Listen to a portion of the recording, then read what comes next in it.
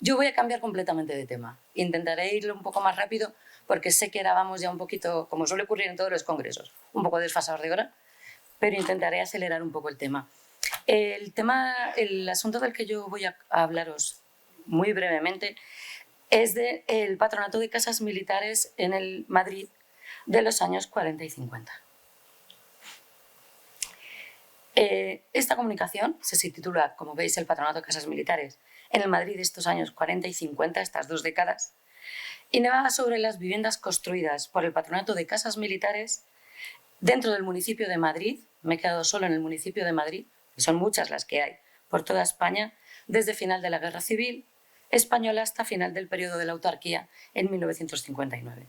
Es una investigación que he desarrollado durante mucho tiempo, es el tema de mi tesis doctoral, y realmente se pudo realizar gracias al acceso a los fondos inéditos del INVIE, del Instituto de la Vivienda, Infraestructura y Equipamiento de la Defensa. Realmente tiene unos fondos increíbles a los que era muy difícil poder acceder.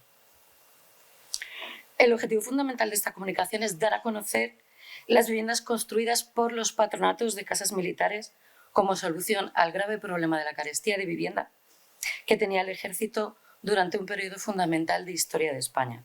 Investigar cuáles son las características generales, esa gestión, el valor tipológico que tienen y sobre todo el tema de la ubicación de un gran número de viviendas militares existentes a lo largo de toda la ciudad de Madrid. Un tipo de vivienda que realmente es muy concreto, del que posiblemente casi todos los que estamos aquí conoce algún ejemplo. Todo el mundo tiene algún amigo o conoce algún familiar que vive en un piso militar dentro de Madrid. Pero es verdad que es un modelo de vivienda del que apenas hay publicaciones.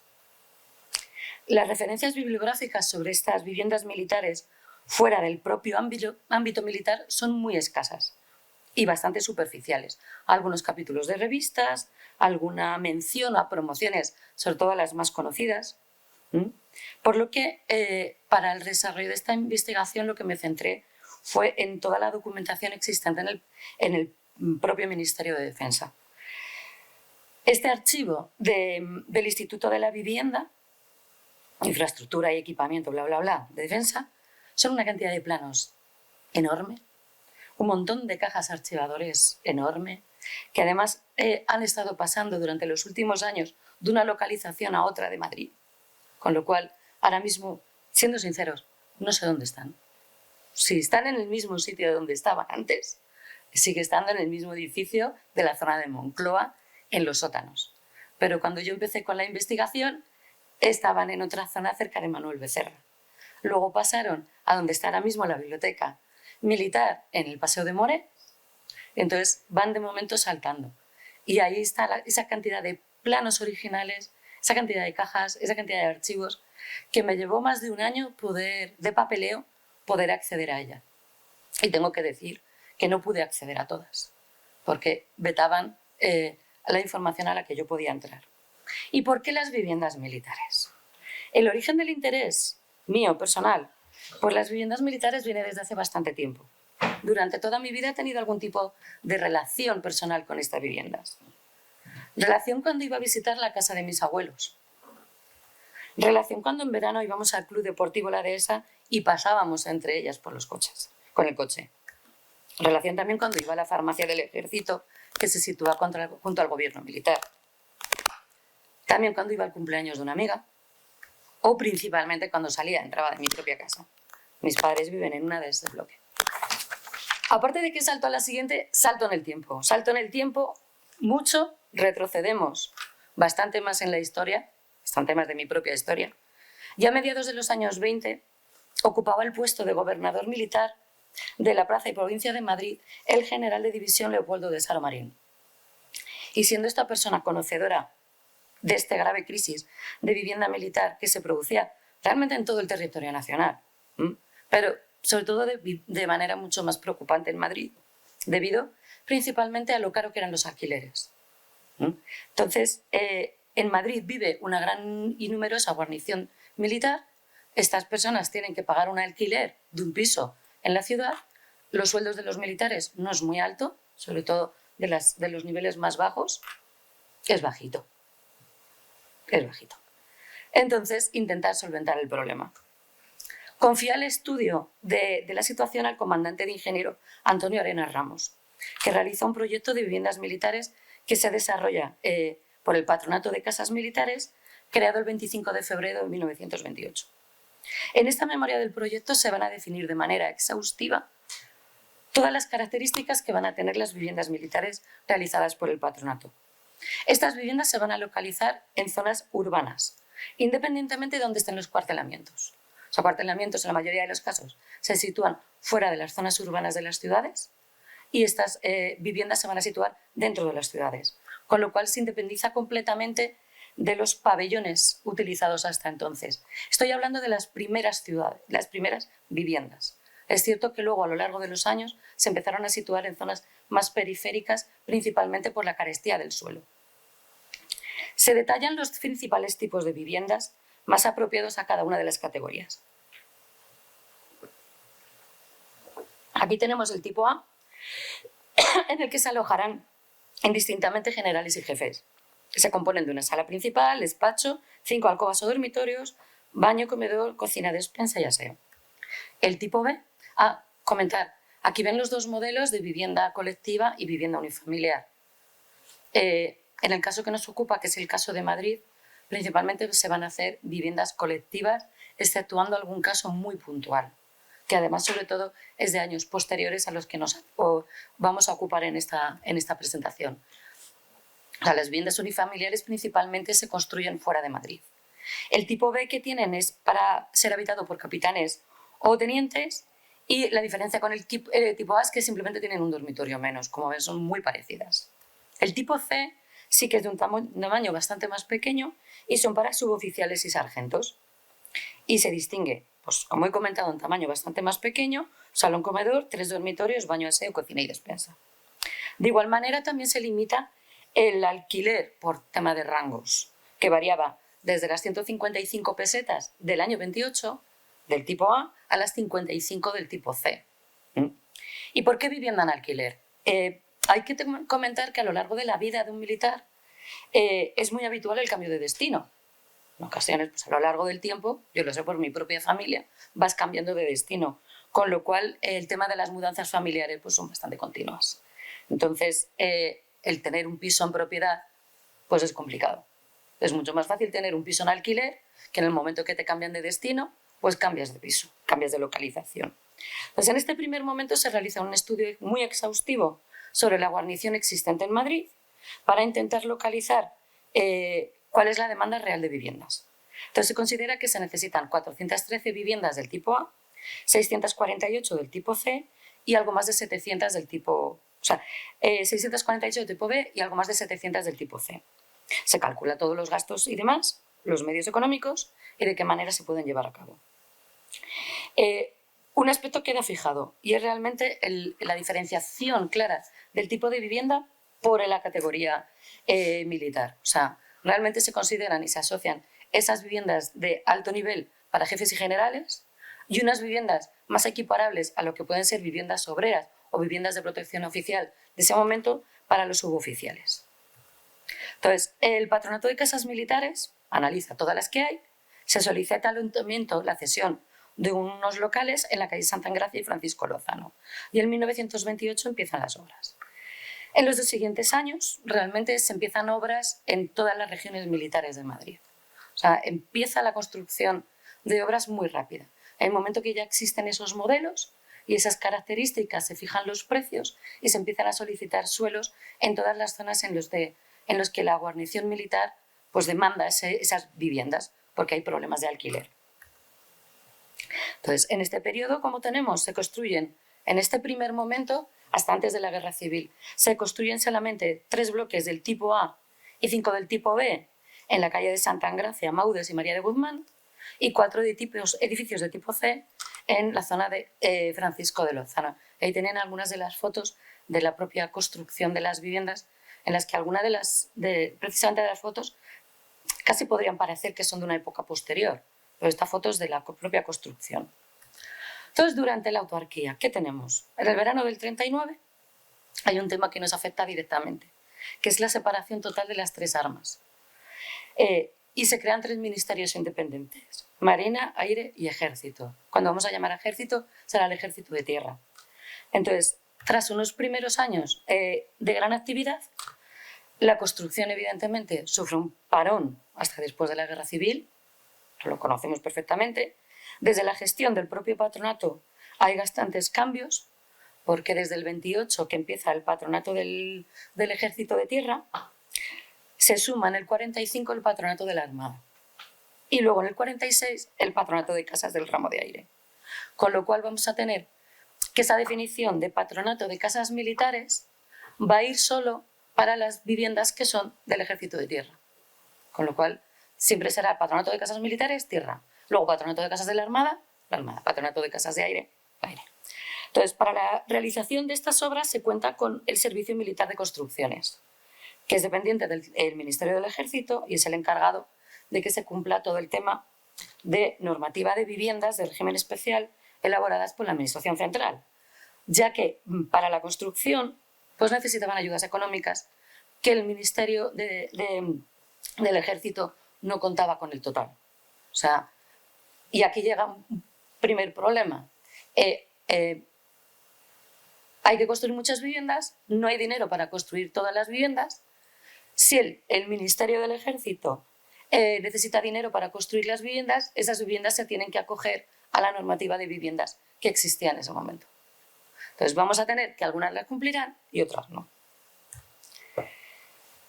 El decreto de 1956 lo que va a hacer es extender la función social del patronato ya no solo a generales, jefes, oficiales y suboficiales, pero también será al cuerpo auxiliar subalterno del Ejército, asimilados en situación de activo, reservas o retirados, y también personal civil que trabaja para los organismos o centros dependientes del Ministerio. Con lo cual, el número de personas demandantes de este tipo de viviendas va a crecer de manera bestial, pero encima van a ser personas en las que las características de las viviendas a las que van a tener acceso son distintas. Entonces, la tipología de viviendas se amplía, pero principalmente se amplía por el rango de viviendas más pequeñitas, que como podemos ver aquí, teníamos ese tipo A, B y C de viviendas grandes, pero si vemos ya la superficie ya no es tan grande como las anteriores, la A, que es la de los jefes oficiales, o sea, generales, ya son 126 metros, es más asimilable a las viviendas que se construyen en ese momento. 112 tipo B, 80 tipo C, personal retirado coincide en 80, a los empleados también 80, y luego los obreros civiles tenemos viviendas de entre 50 y 60 metros, que son bastante más pequeñas. En este momento también ocurre una cosa nueva, que es que es la primera vez que se construyen viviendas para ser ofrecidas en venta. Hasta ahora todas las viviendas que se construían en el patronato eran para alquiler y en este momento se empiezan a construir viviendas en venta. Las primeras que se construyen son desde el patronato de la Armada. Son los primeros que se lanzan a construir viviendas que se vayan a vender. Perdona, tengo que beber.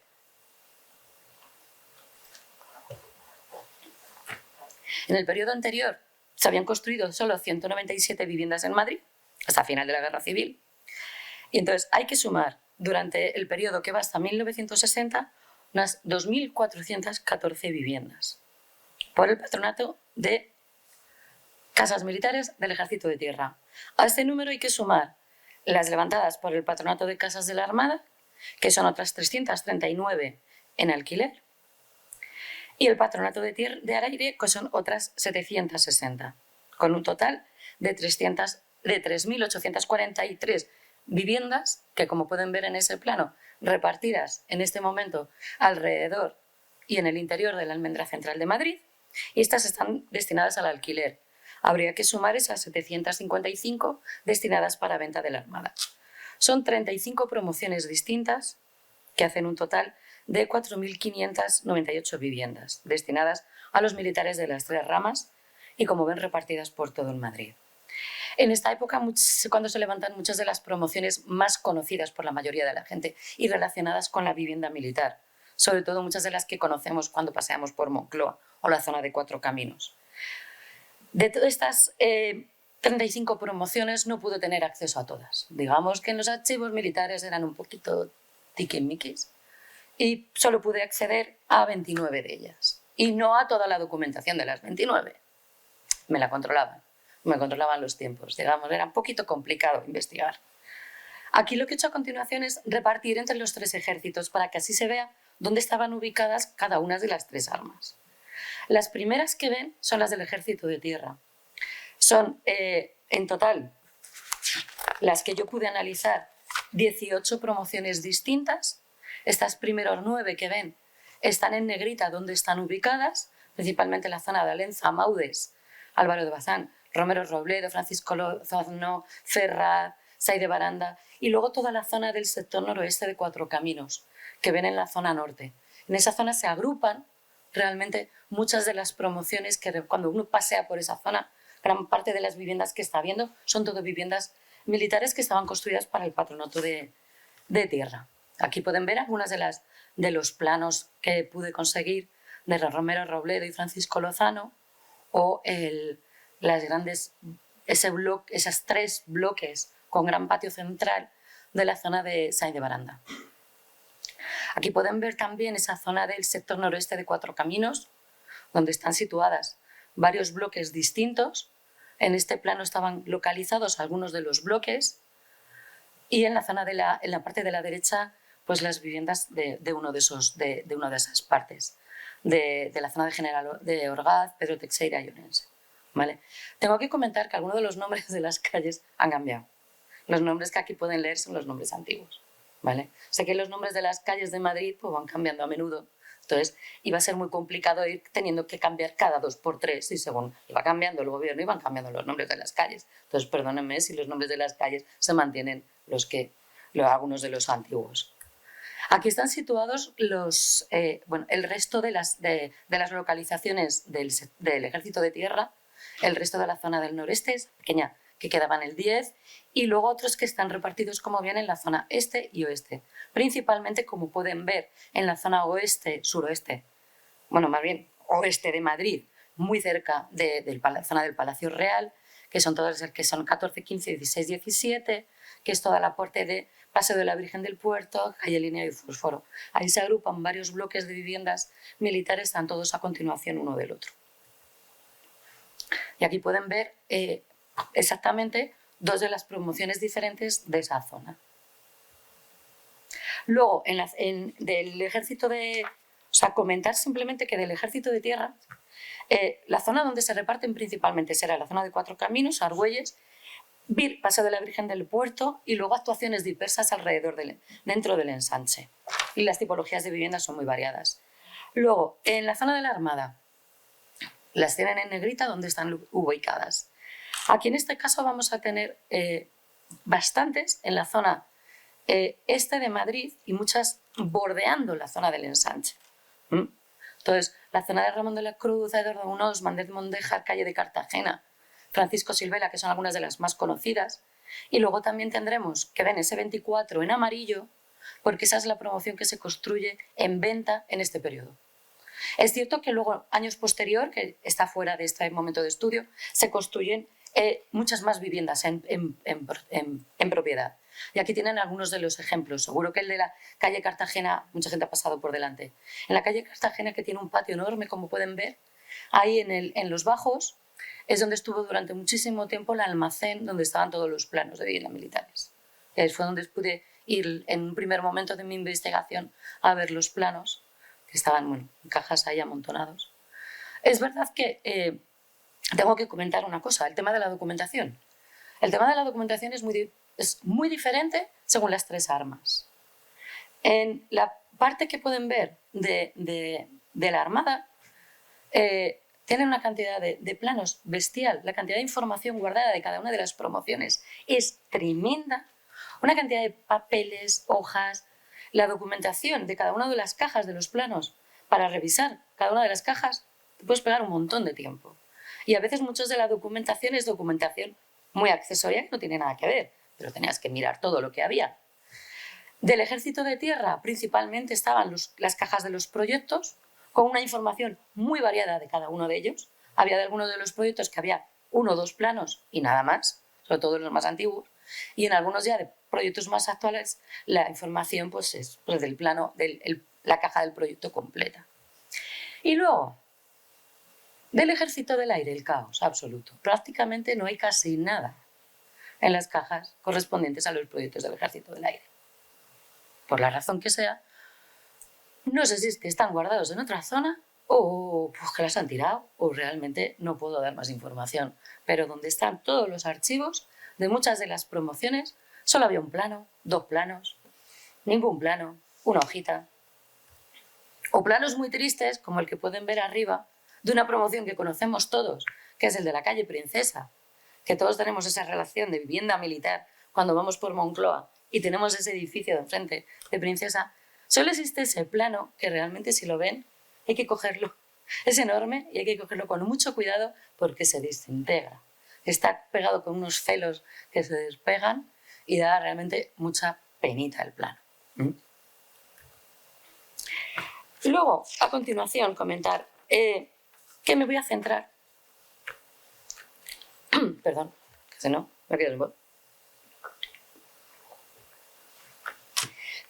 Un asunto que sí que quiero comentar, que es que, aunque en la misma zona coincidan viviendas de diferentes tipos, es decir, suboficiales, oficiales, no se van a mezclar.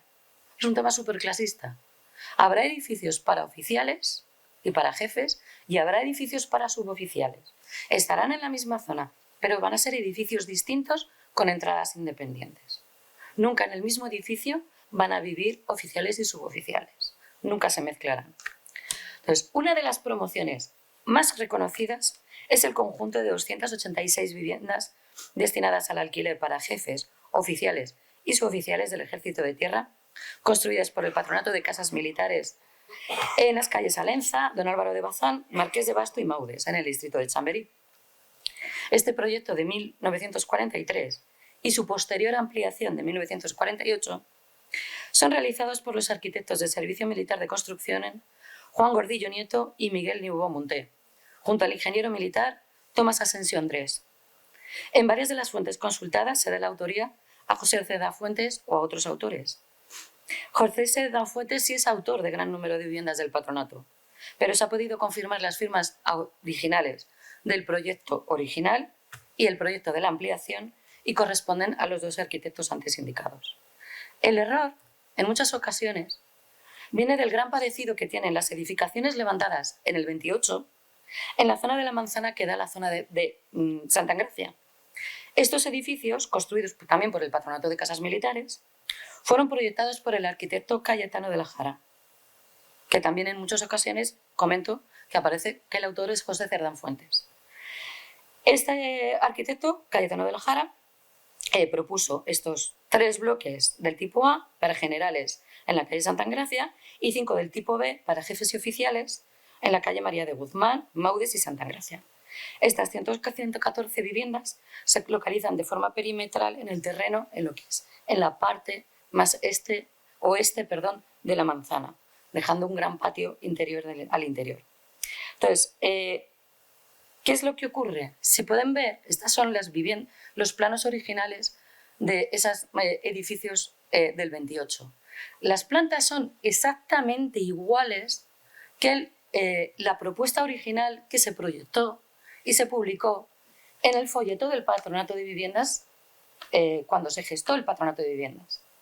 Como esas viviendas se proyectaron como modelo, Cayetano de la Jara lo que hizo directamente fue copiar ese modelo.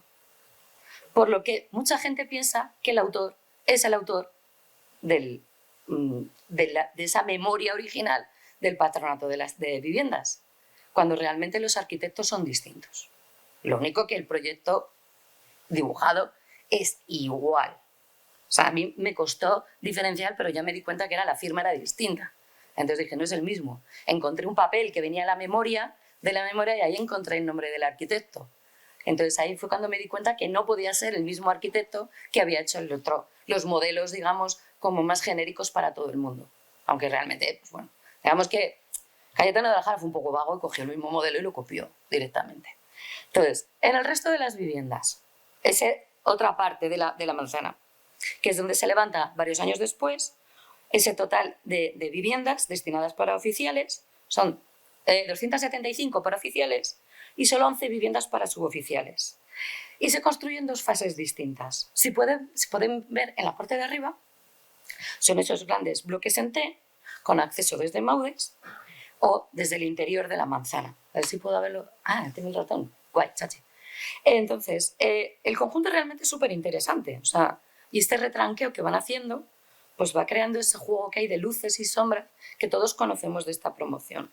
Este primer proyecto tenía un interés añadido, que es que el interior de la manzana, como ven, no estaba construido y se proyectaba unas zonas deportivas, unas zonas ajardinadas, había hasta una zona de piscina, que en un primer momento, y teniendo en cuenta el año en que estamos, a ver, yo era seguro que viviendas militares con piscina no hay, ni en esta época ni después, eso lo sé seguro. Entonces, en este momento se propuso que tuviese esta piscina. ¿Qué ocurre? Que este modelo tan avanzado en este momento, pues ya se empezó a modificar desde el principio. Lo que se propone en un primer momento es, en los dos laterales, ya se construyen viviendas. A ver, se necesitaban muchas viviendas, era necesario. El tener estos jardines tan grandes era un lujo. Lo primero que se hace es construir dos grandes bloques. Ante el problema que había de seguir comprando nuevos solares en Madrid y seguía habiendo demanda de vivienda, ya en la memoria se decide que en el 43 se construye un nuevo bloque. Aquí lo pueden ver. Estos dos bloques son los primeros que se construyen cerrando la manzana. Esto de aquí serían las viviendas del 28 y este grupito que hay aquí de 4 bloquecitos son las que se construyen ante el problema de que se necesitan más viviendas. Adiós jardines, adiós piscina. Construimos más bloques en medio. Estas 4 construcciones lo que se hacen son de manera análoga a las que están. O sea, realmente son viviendas que son iguales. La misma forma de T, con acceso desde fachada norte. Y aparece una nueva calle interior. La altura de esta zona de en medio lo que sí que hace es que es más bajita, para intentar evitar el problema de no perjudicar tanto el soleamiento. Entonces, cada uno de estos portales consta de 2 viviendas de gran tamaño por planta, simétricas al núcleo de comunicación, orientadas siempre con los patios al sur, y es interesante, como han podido ver en el anterior, que todos los bloques mantienen esa misma orientación. Siendo una manzana, lo lógico hubiese sido hacer la simetría, es lo que hacemos muchos de nosotros y muchos alumnos. Entonces, lo que hicieron en este caso es mantener realmente la misma orientación. Entonces, no es nada habitual mantener esta orientación, se rompe la simetría en el conjunto de la urbanización y obliga al ingreso, al entrar a los portales, por esa calle interior. Con lo cual, tenemos que a uno de los bloques entra desde la calle exterior y a otros desde una calle interior. La superficie de las viviendas está cerca de los 112 metros, llegando a 140 de superficie construida, o sea, 112 de superficie hotel, de útil. Entonces, aquí pueden ver en detalle esas viviendas, que se distribuyen en una sencilla forma de L. Son viviendas de gran tamaño. Yo en la época, antes de dar clase, que tuve una época de consultora, tasadora, todos hemos tenido cosas raras en la vida, pude entrar en una de estas viviendas, verla por dentro. Además, era una de las que se accedía por la calle interior, con lo cual veías realmente esa distribución tan extraña. Y las viviendas realmente son viviendas magníficas, tengo que reconocerlo. Hasta mediados de la década de los 50, lo que se va haciendo es reducir esa superficie de las viviendas. Teníamos que eran viviendas muy grandes y muy lujosas, sobre todo en modelos A y B, jefes oficiales y demás, se van a ir reduciendo. ¿Qué ocurre? No hay fondos.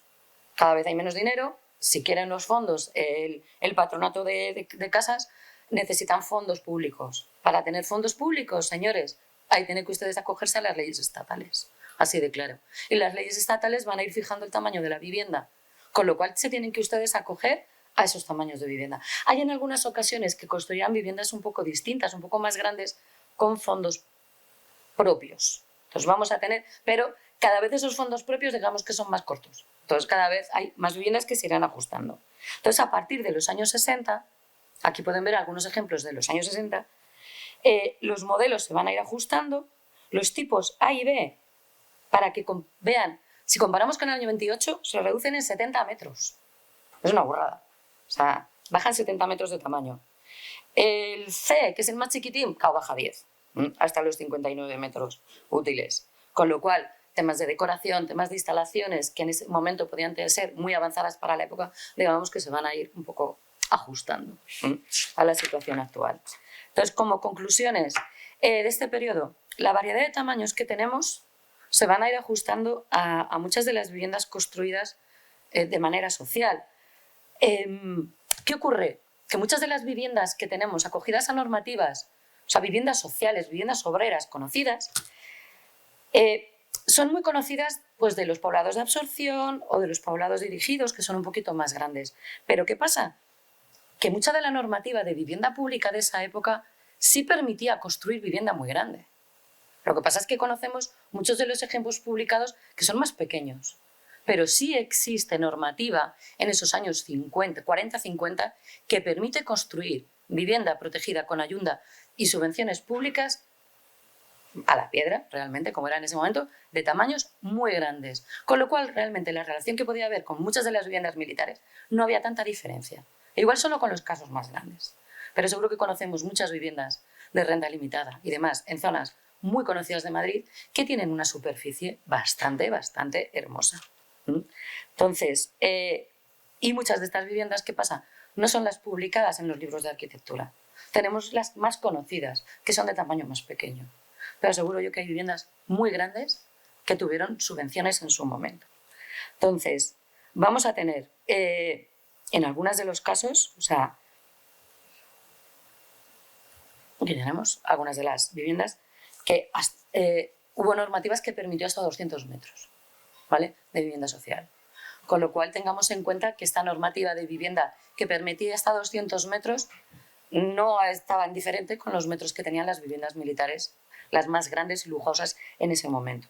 Entonces, sí que tengo que comentar que aunque la posición social y política de muchos militares se consideró durante mucho tiempo alejada de la sociedad y beneficiada, seamos sinceros, por el resultado de la guerra civil en ese momento, en un primer momento, la mayoría del ejército tenía una situación económica muy difícil. Solo los que estaban en posiciones y en niveles muy altos tenían ingresos más grandes.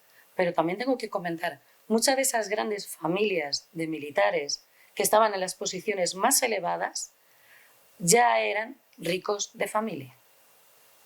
Y eso no se comenta. Esas personas que tenían grandes ingresos y mucho dinero, ya tenían dinero antes.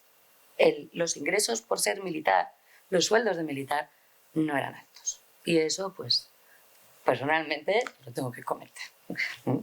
Iba a raspaillo el tema, las cosas como son. Y con familia numerosa, pues más complicado. Con lo cual, el optar a una vivienda militar, pues estaba muy bien porque el alquiler era muy ajustado, principalmente a los sueldos que se sabía que ganaban los militares en ese momento. Entonces, durante mucho tiempo se estuvieron construyendo este tipo de viviendas. En el año, Dios mío de mi vida, en el año 90 se crea el Instituto de Vivienda para las Fuerzas Armadas, el INVIFAS, se suprimen todos los patronatos de vivienda de los tres ejércitos, hay un sistema único de gestión y años después se han ido vendiendo esas viviendas. Eso será otra cosa a discutir luego con el café, cómo se han ido vendiendo.